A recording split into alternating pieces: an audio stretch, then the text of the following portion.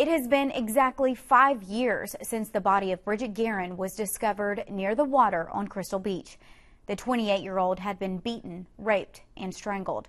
Law enforcement officers held a press conference this afternoon asking the public to help them solve this murder, a crime they say has not turned cold. KFDM anchor Nicole Murray reports.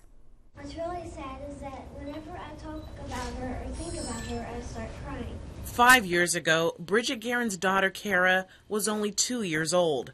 Her mother had taken her to Crystal Beach with several other families. They were staying at a rented beach house. Detectives say at about midnight, the group decided to go out for a ride on the beach. Gearen walked out of the house first.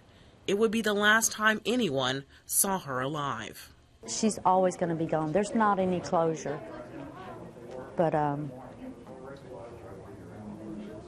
they need to pay for what they did. 6 hours later, people camping on Crystal Beach discovered Gearen's body near the water. She had been beaten, raped, and strangled. The brutality and the nature of this case is just something that cannot be relinquished. I'm going to set these on the table. Lieutenant Tommy Hansen was one of the first officers on the scene. During Sunday's press conference, he told Gearen's family and friends that while it has been 5 years, this case has not turned cold. He said the Galveston County Sheriff's Office is committed to solving this crime. But over the last year and a half, we've really been able to connect a lot of the dots on this, and it makes us absolutely feel 100% that we're surely traveling in the right direction on this case. He said it's a case of being at the wrong place at the wrong time.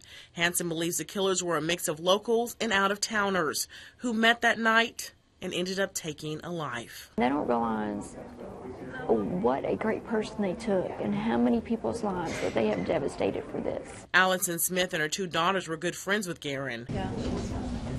They joined dozens of families and friends who all wore pink roses in Gearen's honor. She was so funny, and she was goofy and sweet, and she cared a lot about everybody. Gearen's mother says what everyone didn't know is that Gearen was afraid of the dark. What happened to her, that's her nightmare came true.